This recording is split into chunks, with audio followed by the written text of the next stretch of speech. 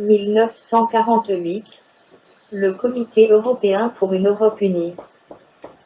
Le courant fédéraliste européen s'est également incarné dans la CE, en anglais American Committee for a United Europe, dans lequel Jean Monnet a été très impliqué.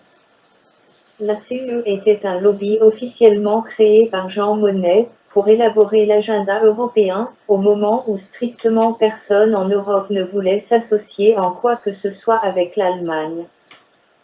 Son président était William Donovan, chef des services stratégiques de l'armée US et adepte de la guerre psychologique, et le vice-président était Allen Dulles qui était alors chef de la CIA. À la fin des années 40, l'un de ses directeurs exécutifs fut Thomas C. Bradan, devenu en 1950 le bras droit de Dulles à la CIA. Le monde est petit.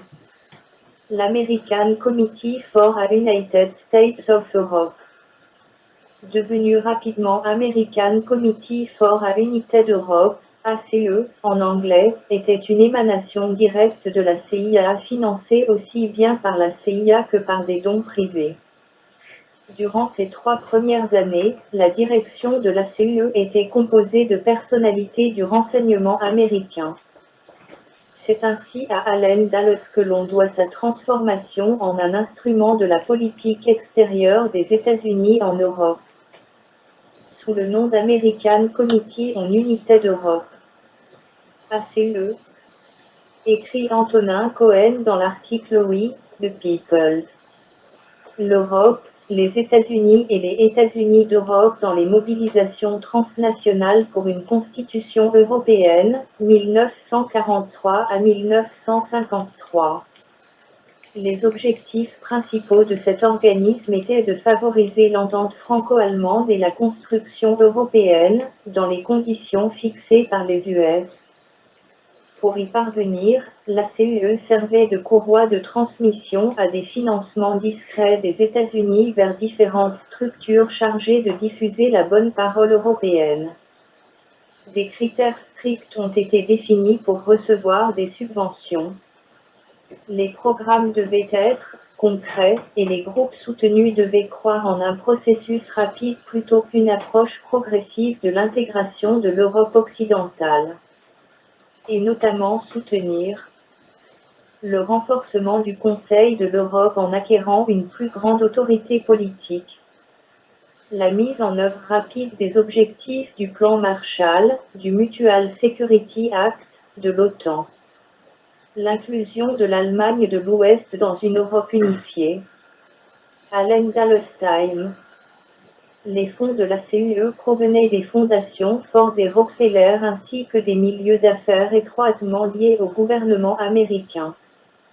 Écrivait Ambrose Evans Pritchard en septembre 2000 dans le Télégraphe. Outre le mouvement européen, les volontaires de l'Europe, la campagne européenne de la jeunesse, le comité d'études pour la Constitution européenne. La CE a servi à financer des politiciens amis comme Paul-Henri Spaak, des travaux divers et variés allant dans le sens de la propagande ultralibérale, ou encore des médias comme le trop influent The Economist, la Bible des capitalistes. La CE comptait parmi ses membres des personnages ultralibéraux, dont certains étaient aussi membres de la Société du Mont Pèlerin, comme Georges Ball, les frères Dahles, Eisenhower. D'autres comme Pinet ou Adenauer étaient des membres du cercle. Le comité est dissous en 1960. En 1948 également, les accords de Bretton Woods instituent le libre-échange dans les pays signataires et imposent le dollar pour les échanges internationaux. Et les US étaient les seuls à avoir un droit de veto, ce qui leur a permis d'imposer leur doctrine commerciale au monde industrialisé.